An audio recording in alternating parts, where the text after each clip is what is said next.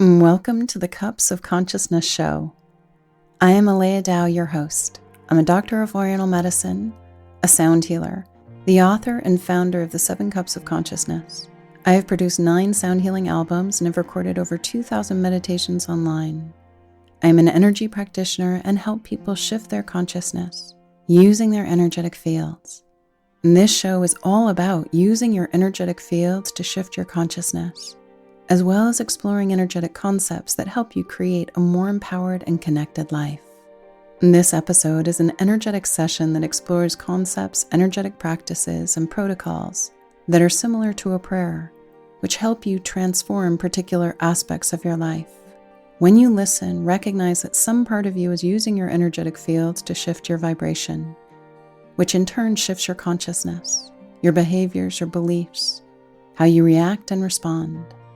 You might even go into an altered state, so use caution if you're driving or doing something that requires a focused mind. With all of this work that I present, remember that it is your energy shifting you in your own unique way. That way you stay in control and empower with your process. So take a deep breath in, pull yourself into your line of light, and explore your inner terrain in a safe and supported space. Let's dive in. Welcome to the Cups of Consciousness podcast with me, Aleya Dao, and today my guest is Nick Prefontaine. Nick, it is a joy and an honor to have you on the show. So excited to be here, Aleya. I want to just tell our listeners a little bit about you and your whole life. You are a seeker of truth and a spirit who is dedicated to the awakening process. You inspire many, and you've had a really interesting journey where at 14, your life radically changed and forced you to embark on a path that is not for the faint of heart. And so I would love to have you tell our listeners a little bit about who you are, what you do, and maybe about what happened around the age of 14. Sure, happy to. I'm actually excited to our conversation that we had previously before we jumped in here. Yeah, so dating back to when I was in 8th grade at ski club with my friends. So we are all on the bus. We had all brought our snowboard gear onto the bus, ski and snowboard gear. And we were getting ready so we wouldn't miss a precious moment once we got to the mountain. We got to the mountain and headed straight for the chairlift.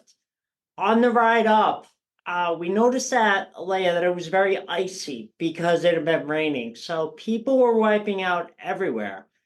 And the chairlift, it actually went right over the terrain park where all of the jumps were. And I knew as soon as I saw it that I had to go off the biggest jump in the terrain park. There wasn't even a moment of thinking, should I do it or maybe I shouldn't because it's a little icy. I was like, no, that's definitely what I'm doing. Right, So full throttle, 14. absolutely. No fear, yeah. And got to the top, buckled into my snowboard, took a breath of that crisp winter air, and confidently charged towards that jump with all my speed. And going up to the jump, I caught the edge of my snowboard.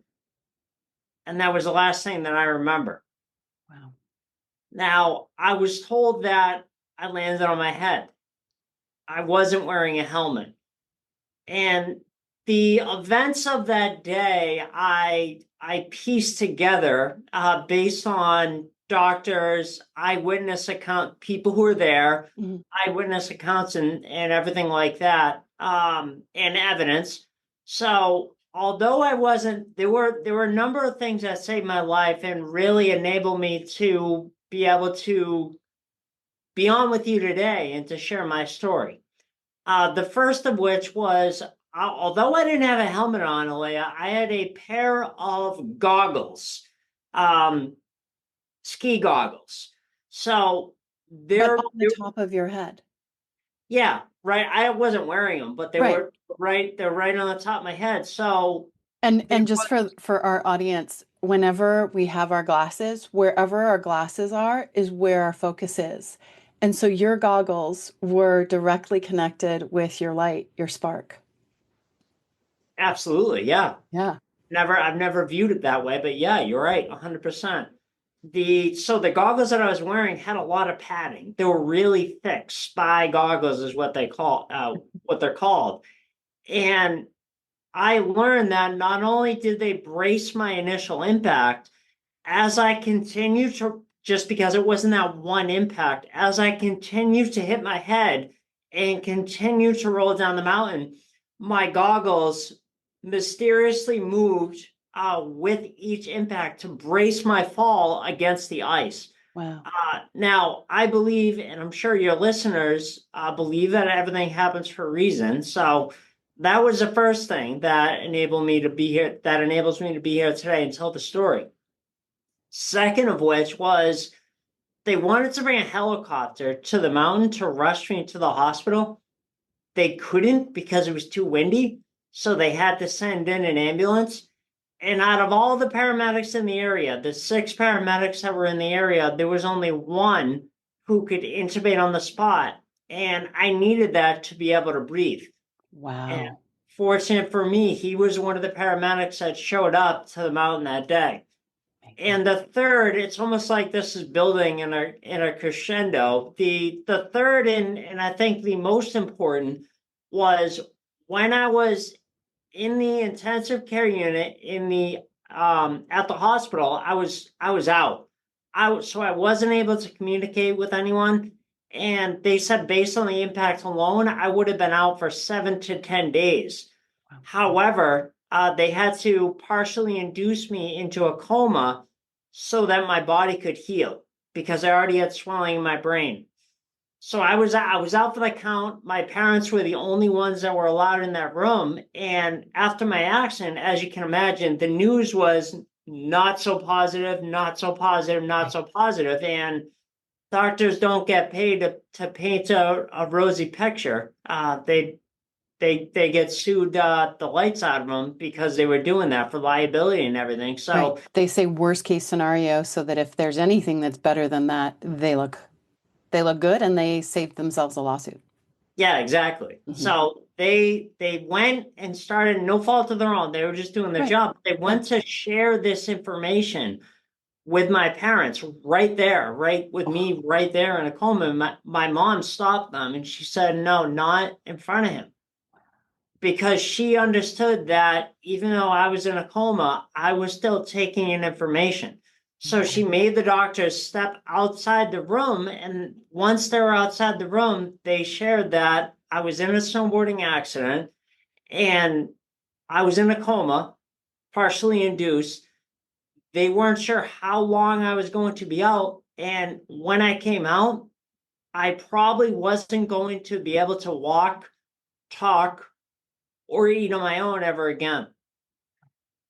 So they took that information, thanked the doctors, and then just allowed me to treat it because none of that, I didn't hear any of that. Right. So I was just able to treat it like any other situation, which meant as soon as I was able to, so I was in a coma for 3 weeks. I really don't remember a month. So a month after my accident, I was transported to a rehab hospital in Boston. And what this did was it allowed me to, as soon as I was able to, get up and just keep working and keep getting better every day. I just treated it like any other situation. So unknowingly, I utilized a system um, to not only make a full recovery, but run out of the hospital less than 60 days later. Um, Wow. and that's a STEP system.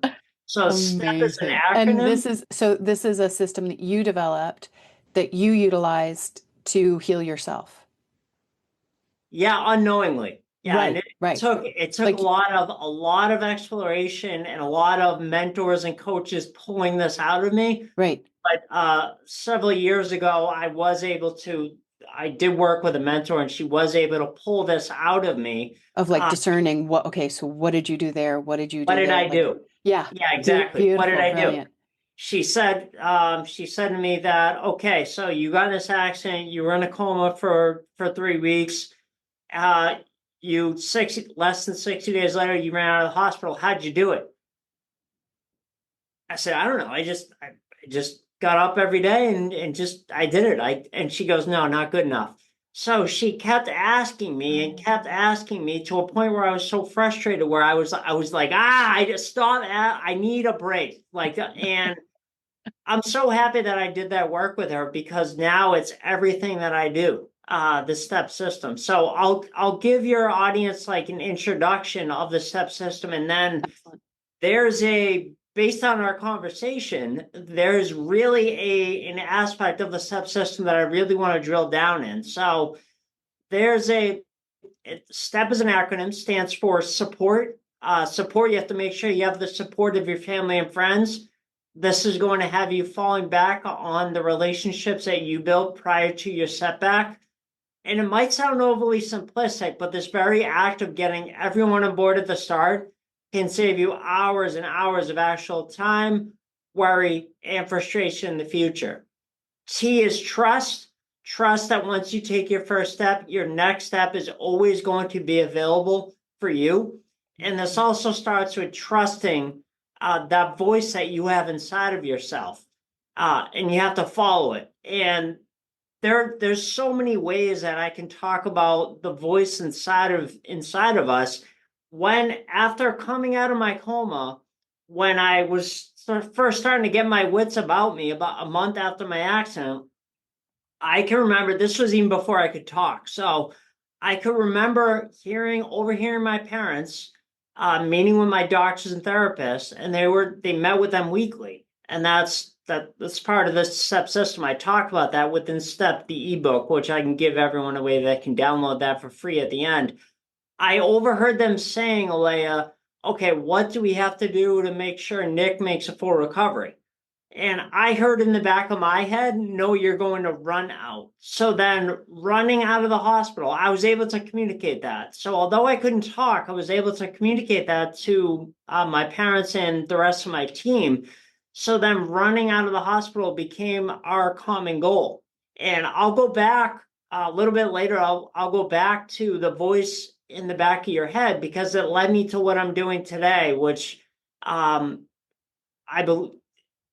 I'll get into it later. I'm just very excited about it. So E is energy, and energy, maintaining your energy allows your body's natural ability to be able to heal itself. Medication has the potential to get in the way of that. So obviously within reason here, that first night in the hospital after my accident cost $250,000. So if it wasn't for modern medicine, I wouldn't be here today. Absolutely. I couldn't say no. I'm just gonna rub some herbs on this. Right. I'm not gonna take any Right. medication. Like Right. I There's needed always a that. time and a place. Yeah, I needed that. Yeah. So a month after my accident was the time that we needed to, when I got transferred to the rehab hospital, was a time that we needed to allow the body to heal itself and get off all the medication. So unless it was absolutely critical to my survival, my parents opted not to have me on any medicine. And this is funny because early on when I was at the rehab hospital in Boston, I I would always have someone stay with me. So part of my support was either my dad or an uncle or my grandfather would always stay with me. And whenever anyone would stay over with me, they would sleep in a cot next to my bed. And I got up in the middle of the night, and this was before I was cleared to walk. So I had to get whoever was staying with me their attention so they could help me to the bathroom.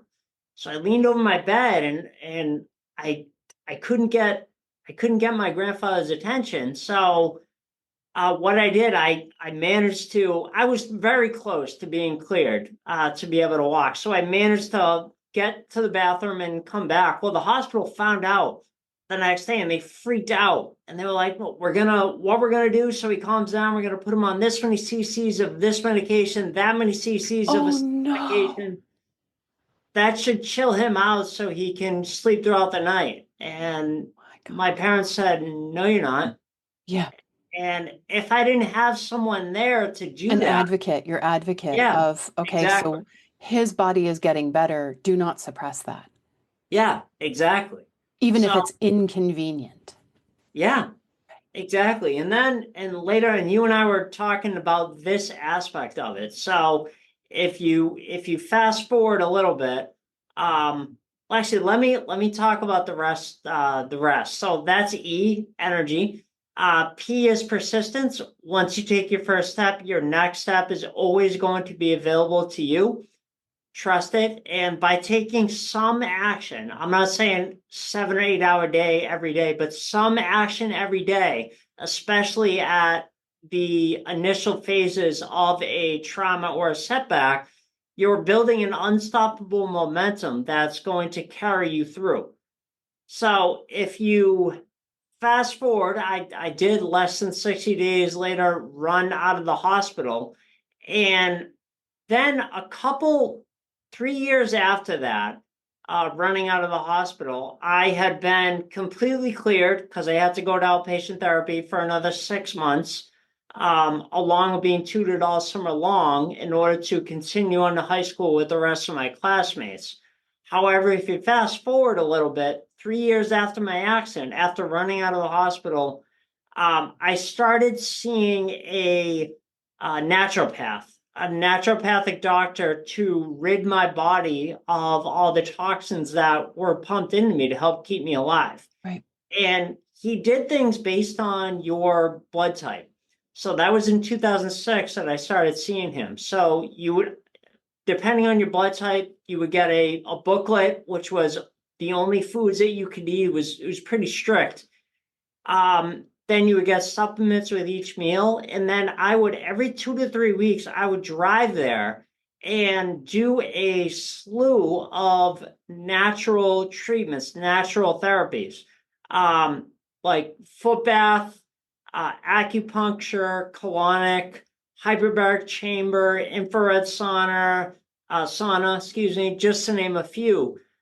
So I would get those every 2 to 3 weeks to rid my body of the toxins. And in 2008, I remember meeting with one of the doctors for a review at the Institute, and they said, well, you've done such a good job following the diet, sticking with the diet, keeping up with the supplements, and most importantly, making the hour and 20 minute, hour and 30 minute drive to the Institute every 2 or 3 weeks to get all these treatments. You've done such a good job. There's really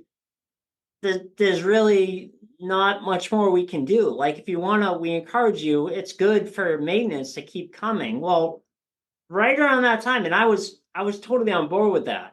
Right. However, right along that time, Aleya, I was introduced in March of 2009, and that's why the timelines of our stories kind of intersect. So March of 2009, I was introduced to Dr. Ming Wu, a Taoist Tai Chi master and really an energy healer. And I started seeing him, and I still see him every 5 weeks for Tui Na and followed by cupping.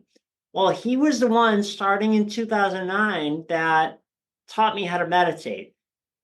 So doing that, I do it several times a week now for 30 to 45 minutes. And depending on what's going on in my life, I will do a little more or do a little less, depending on what's going on in my life. Right. More stress, more meditation time, less stress, less meditation time.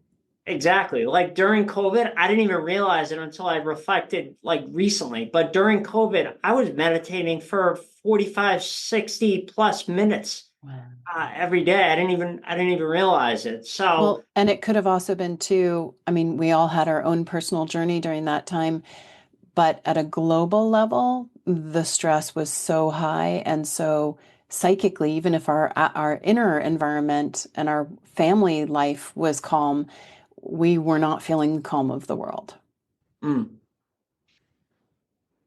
absolutely. I'm just gonna sit with that a little bit, but yeah, absolutely. So if you kind of go in so I was in real estate. I got my real estate license after I graduated high school, and I was working helping buyers and sellers as a realtor. And in 2012 I developed a voice issue. And it was almost like I couldn't even get the words out. Like it sounded like it was tight. Mhm. Um, because it was. And I finally wound up in a voice specialist office in August of 2013. And that's where I started getting Botox injections into my vocal folds along with speech therapy, like higher level speech therapy, not just your, like you go down to your local hospital and see a speech therapist. So I had to do that for 7 years. Wow. And um, because I took one step at a time, I now have my voice back for a second time. And it was all throughout my life, ever since I got out of school, ever since I graduated high school, there's always been this voice in the back to the voice in the back of your Yeah. head. There's always been this voice in the back of my head that said, yeah, that's great. But what you really need to be doing is helping other trauma survivors get through Mhm. their trauma and thrive with the rest of their lives. So that voice has always been there, and I've always naturally done it. And that voice, I was still in the final throes of my voice issue. However, someone saw me speak, and because I'm involved in real estate, and I let my real estate license go in January 2016. However, with our company, Smart Real Estate Coach, I'm now an investor and a coach, and I help other people to build what we built in our business. So buying homes without using any of your money or your credit, signing personally. So I've had the opportunity to share my story and speak from stage. And in 2019, almost exactly 5 years ago, I was doing that. And I was sharing my story, and someone approached me after, and I probably only spoke for max 15 or 20 minutes back then.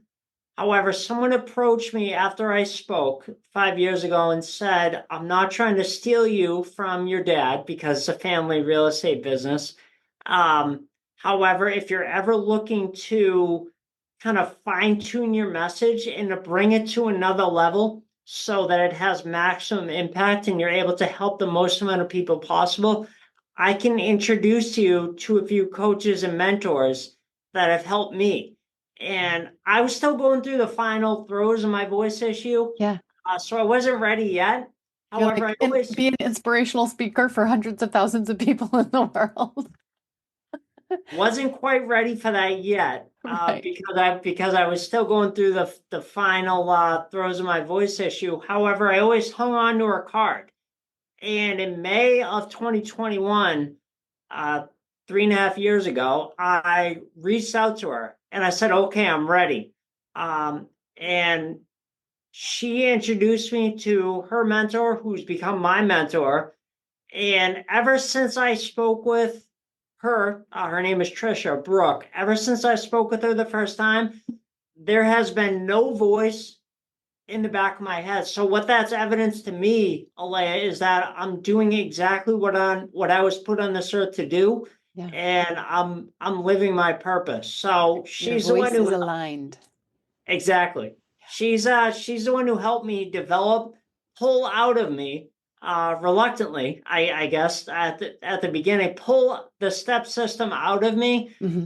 And the one who I now credit for, I give 50 to 60-minute keynotes to brain injury associations all over the country. Wow. So before 5 years ago, the most I would speak was 15 or 20 minutes, but now I'm doing exactly like I said, what I was put on this earth to do, I feel That like. is incredible, Nick. Absolutely Thank you. incredible. Wow. So, with your incredible story and the step system that you've developed and the inspiration that you offer so many, and it's always interesting when we have a trauma in our life, that trauma can propel us in a different direction or it can actually freeze us. And so, if there are any listeners who have experienced a trauma and you feel like you're frozen in the trauma and you can't get out of it, and it's almost become a chronic trauma because there's always the acute trauma that happens. But then the variable is, okay, what direction, where is the support? If we don't have the support of our family and our friends, then we sometimes can get frozen in that trauma. So I am definitely going to invite all of our listeners to check out your free ebook that gives people the how of the step method. And is there anything else that you would like to share with our audience of, kind of one thing that they could do if they do feel like they're frozen in a trauma that's become chronic, that might start kind of breaking that frozen sheath right on the mountain, that would help them and support them in their journey? Sure, I love the way you phrase the question. So, what I covered is just a 10,000-foot view of the step system. What your listeners can do is download the whole step system for free by going to nickprefontaine.com/step. And that's going to teach them all about support, trust, energy, and persistence. And as far as taking what I find helps people that are feeling stuck is you know what it is that you have an inkling of what you should be doing. Like some, whether it's a doctor or just some expert, you have an inkling of what you should be doing. Just take that first step. No matter how small, once you take that first step, your next step is always going to be available. You got to trust that. You got to follow it. So sometimes we think that we have to make some huge shift in order to make a change, but play with the idea that it's not about the huge shifts. It's about this teeny tiny little micro moment of like, you know what? I'm going to end my shower with a cold splash. Or I'm going to take that one little supplement that I keep thinking about taking, but I don't take. I'm going to drink that glass of water that I keep looking at and not drinking. So Nick, brilliant in terms of just grab those tiny little moments where there's just a tiny bit of apathy, but we push ourselves through that apathy to lock into a more supportive practice. And for our listeners, I'm definitely going to share the link of getting the free ebook from Nick below the video, the podcast. And Nick, is there anything that you would like to share with our audience before we complete?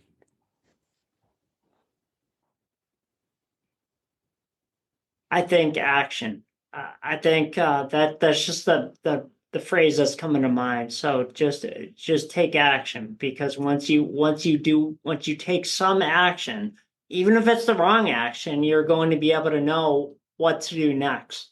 Beautifully, you create movement. Yeah, if you freeze, you don't give yourself that opportunity. Excellent.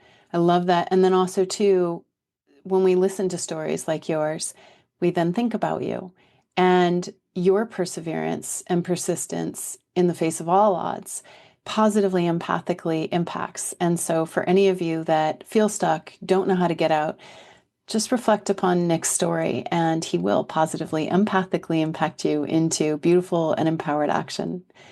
Nick, thank you so much for being on the show. I thank our listeners for joining us, and have a wonderful day.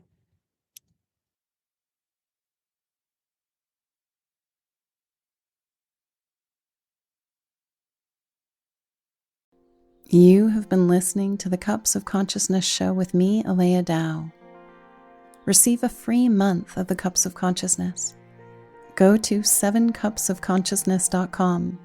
When you get your free month, you will get 5 cups a week for 4 weeks. You'll also receive access to a live Tall Cup of Consciousness session. Feel free to review the show. Thank you so much for listening, and we'll see you next time. Aho.